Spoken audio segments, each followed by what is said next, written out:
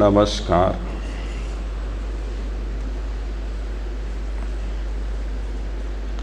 અર્વાક સર્વાપી સામગ્રી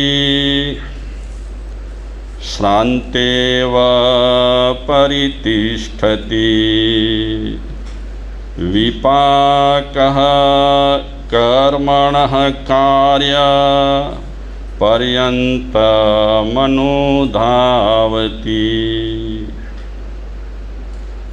જ્ઞાનસાર ગ્રંથનો આ શ્લોક છે. જ્યારે આપણા શુભ કર્મોનો ઉદય હોય ત્યારે જીવને સત્તા મળે, સંપત્તિ મળે, વૈભવ મળે, પદ મળે, પ્રતિષ્ઠા મળે, માન મળે, સન્માન મળે. આ બધું જ્યારે જીવના કર્મનો ઉદય હોય, પુણ્ય કર્મનો ઉદય, ત્યારે આ બધી ચીજો મળે. અને આ બધી ચીજો જ્યારે જીવ ભોગવે ત્યારે ભોગવતા ભોગવતા આ બધી ચીજો એને મીઠી લાગે, સુંદર લાગે, મધુર લાગે.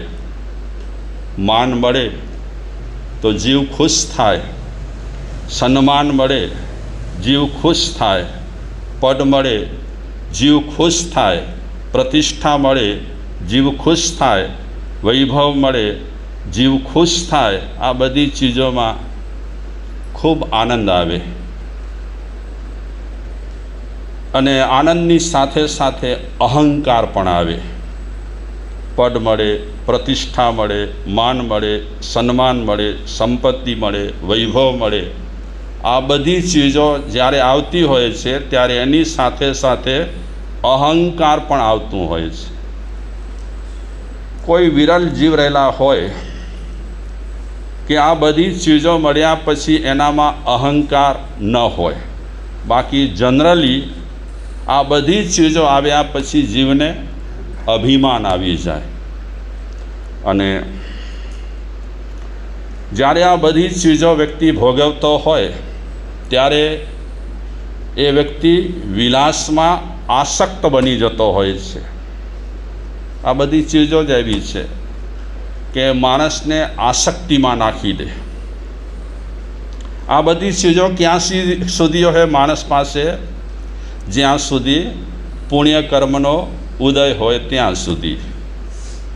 અને જ્યારે પુણ્ય કર્મનો ઉદય પૂરો થઈ જાય અને પાપ કર્મનો ઉદય જ્યારે શરૂ થાય ત્યારે આ બધી ભોગવેલી ચીજો કોઈ સાથ નથી દેતી.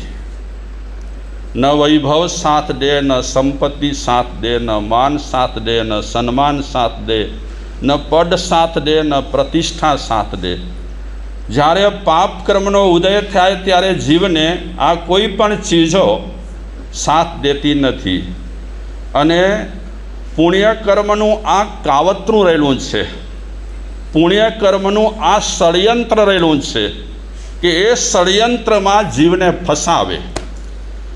અને જીવ આ ષડયંત્રમાં ફસાઈ પણ જાય. આ દુનિયામાં મોહજાળમાં કોણ નથી ફસાતું? આ દુનિયામાં મોહજાળમાં ભલભલા ફસાઈ ગયા છે. તો આ એક તરકટ છે. એ તરકટ એવો રહેલો છે કે માણસને ફસાવી નાખે અને માણસ ફસાઈ પણ જાય છે. જ્યારે શુભ કર્મનો ઉદય હોય ત્યારે આ બધી સામગ્રી જીવને મળે, સારું સારું બધું મળે જ્યારે શુભ કર્મનો ઉદય હોય ત્યારે. પણ શુભ કર્મ અશુભ કર્મમાં ક્યારે પરિવર્તિત થઈ જાય, ચેન્જ થઈ જાય, એનો કાંઈ ભરોસો નથી. આજે આપણા શુભ કર્મનો ઉદય છે માની લો અને આપણને બધું સારું મળે છે, પણ પરિવર્તન ક્યારે થઈ જાય ખબર ન પડે.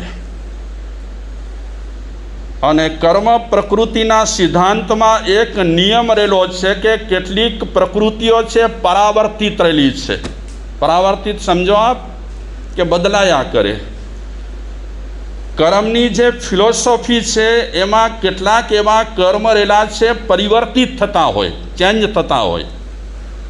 દાખલા તરીકે શુભ કર્મ છે એ અશુભ કર્મમાં પરિવર્તિત થઈ જાય. એ શુભ કર્મ અશુભ કર્મમાં પરિવર્તિત ક્યારે થાય કે જીવ જ્યારે સારા કામ ન કરે, જીવ જ્યારે સુંદર કામ ન કરે, જીવ જ્યારે સત્કર્મ ન કરે, ત્યારે એ શુભ પ્રવૃત્તિઓ, એ શુભ કર્મ અશુભ કર્મમાં પલટાઈ જાય. અને શાસ્ત્રકારો એમ કહે છે કે આપણે અસાતા વેદનીય કર્મને પણ ચેન્જ કરી શકીએ છીએ. એક વખત કર્મ બંધાઈ ગયો છે, પણ કર્મ બંધાયા પછી કેટલાક કર્મો છે ચેન્જ થાય છે, પરિવર્તન પામે. આપણે જીવદયાના કામ કરીએ, આપણે સારું વિચારવાનું કરીએ, આપણે સૌને સપોર્ટ કરીએ, આપણે ઈર્ષા અડેખાઈ ન કરીએ, ત્યારે આપણા અશુભ જે કર્મ રહેલા હોય, અસાતા વેદનીય કર્મ રહેલો હોય, એ સાતા વેદનીયમાં પરિવર્તિત થાય. સીધે સીધો ગણિત રહેલો છે કે આપણે સાતા આપીએ કોકને તો આપણને પણ શું મળે? સાતા મળે. અને આપણે જો કોઈ પણ જીવને અસાતા આપીએ, પછી ચાહે માણસ હોય, ચાહે જાનવર હોય, ચાહે જીવ હોય, આપણે કોઈને પણ અસાતા આપીએ તો આપણને અસાતા મળે.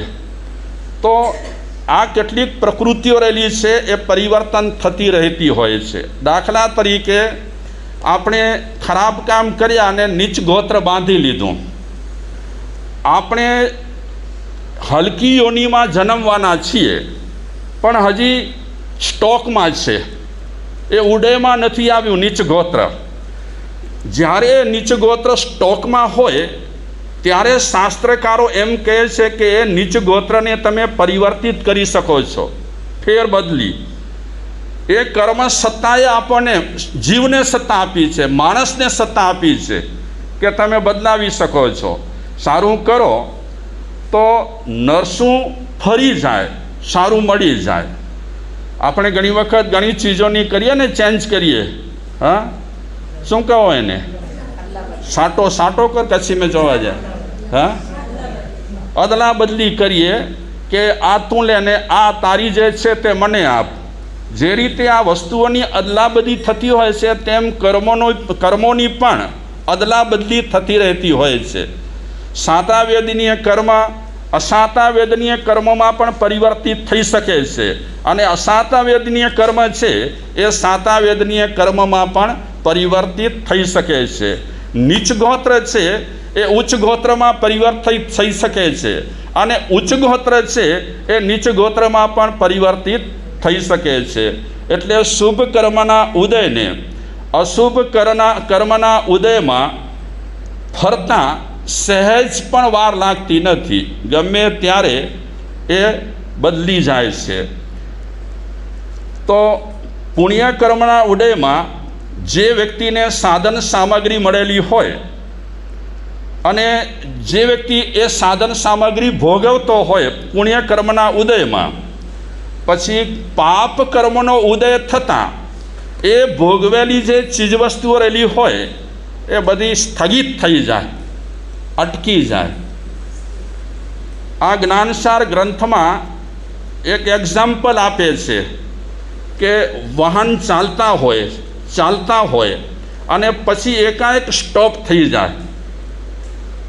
જે રીતે એ વાહનો કે વસ્તુઓ એકાએક સ્ટોપ થઈ જાય, તે રીતે પુણ્ય કર્મના ઉદયમાં આપણે જે તે સારું ભોગવેલું હોય એ બધું સ્ટોપ થઈ જાય. કેવી રીતે કે માણસ થાકી ગયો હોય પછી અટકી જાય, એ રીતે પુણ્ય કર્મના ઉદયમાં આપણે જે તે સામગ્રીઓ ભોગવી હોય એ બધી થાકી જાય, પછી જરા માત્ર પણ એ ચસકે નહીં. જ્યારે આપણા પાપ કર્મનો ઉદય થાય ત્યારે તો એ ચીજવસ્તુઓ ભોગવતા હોઈએ પણ એ ભોગવ્યા પછી ક્યારે પરિવર્તિત થઈ જતી હોય છે એની કાંઈ પણ ખબર પડતી નથી. મરીચીના ભાવમાં મહાવીરના જીવે નીચ ગોત્ર બાંધ્યું. ખબર છે ને તમને બધાને સ્ટોરી? નીચ ગોત્ર બાંધ્યું તે લક્ષ્મીકાંતભાઈ તાત્કાલિક ઉદયમાં ના આવ્યું, કર્મ સ્ટોકમાં રહ્યો, જેને શાંતિ કર્મ કહેવાય. આ નીચ ગોત્ર ત્રીજા ભાવમાં નહીં, ચોથા ભાવમાં નહીં, પાંચમા ભાવમાં નહીં, છઠ્ઠા ભાવમાં નહીં, 10મા ભાવમાં નહીં, 15મા ભાવમાં નહીં, 20મા ભાવમાં નહીં. અને આમ જોવા જઈએ તો મહાવીર ભગવાન ખૂબ જ ભ્રમણ કર્યું છે. અનંતો સંસાર આ મહાવીર ભગવાનના જીવે પણ વધાર્યો છે કે જેની કોઈ પણ ગણતરી કરવામાં આવી નથી. પણ આપણે સ્થૂળ ભવોની ચર્ચા કરીએ તો સ્થૂળ ભવોમાં ત્રીજા ભાવમાં નીચ ગોત્ર બાંધ્યું, વચ્ચે વચ્ચેના કોઈ પણ ભાવમાં એ નીચ ગોત્ર ઉદયમાં ના આવ્યું તે ન જ આવ્યું. ક્યારે ઉદયમાં આવ્યું? જો કે શાસ્ત્રકારો કહે છે કે મહાવીર ભગવાનના જીવે જે નીચ ગોત્ર બાંધ્યું હતું એ નીચ ગોત્ર બંધાયા પછી એ કર્મ ઘસાતો હતો. ઘસાતા ઘસાતા ઘસાતા એટલે કે ઓછું થતાં થતાં થતાં જ્યારે દેવાનંદાની કુક્ષીમાં આવ્યા, આમ આવે નહીં પણ આવવું પડ્યું છે. શેના કારણે આવવું પડ્યું છે? કારણ કે કર્મ સત્તા એવી રહેલી છે કે કોઈને પણ એ ફટકો મારે, કોઈને પણ સજા આપે. કર્મ સત્તા એવી જોરદાર રહેલી છે. તો મહાવીર ભગવાનના જીવને પણ કર્મ સત્તાએ સજા આપી. 82 રાત્રિ એને દેવાનંદાની કુક્ષીમાં રહેવું પડ્યું હતું. જે તીર્થંકરના જીવ ક્યારે પણ આવી કક્ષામાં કે આવી જાતિ કે જ્ઞાતિમાં જન્મ લેતા નથી, પણ થોડા સમય માટે એમને રહેવું પડ્યું. કેમ રહેવું પડ્યું? કે નીચ ગોત્ર હજી બાકી હતો, સ્ટોક ઘણો હતો એ ખપી ગયો હતો. બાકી સ્ટોક ખપાવવા માટે એમને 82 રાત્રિ સુધી ત્યાં રહેવું પડ્યું. એ જ મહાવીર ભગવાન ત્રિપુષ્ટ વાસુદેવના ભવમાં ક્રૂરતાને કારણે ભયંકર કર્મ બાંધ્યું. અને ક્રૂરતાને કારણે ભયંકર કર્મ બાંધ્યા પછી તાત્કાલિક એ કર્મ ઉદયમાં આવ્યું નથી. કેટલા ભાવ પસાર થયા? 18મા ભાવમાં એમણે આ કર્મ બાંધ્યું. પછી ભવો ઘણા થતા ગયા, ઘણા ભવો થતા ગયા, પણ એ કર્મ જે બાંધ્યું હતું તે ઉદયમાં આવ્યું નહીં. ક્યારે આવ્યું? એ મહાવીર થયા, દીક્ષા લીધી, સાધના લગભગ પૂરી થવાની તૈયારીમાં હતી ત્યારે એમના કાનમાં ખીલા ઠોકાયા. કર્મ ક્યારે બાંધ્યું હતું? ત્રિપુષ્ટ વાસુદેવના ભવમાં સૈયા પાલકના કાનમાં ધગધગતા શીશાનો રસ રેડાવ્યો હતો. તો રસ રેડાવવાની જે પ્રક્રિયા હતી એમાં અશુભ કર્મ મહાવીર ભગવાનના જીવે બાંધેલ. પાપ કર્મ કર્યું એટલે પાપ કર્મ કરવાને કારણે ખરાબ કર્મ બાંધ્યું. એ ઉદયમાં બહુ જ સમય પછી આવ્યું. ઘણા ભવો ભટક્યા પછી એ કર્મ ઉદયમાં આવ્યું. અને એ કર્મ ઉદયમાં આવ્યા પછી મહાવીર ભગવાનના જીવને એટલે કે મહાવીરને જ કાનમાં ખીલા ઠોકાયા હતા.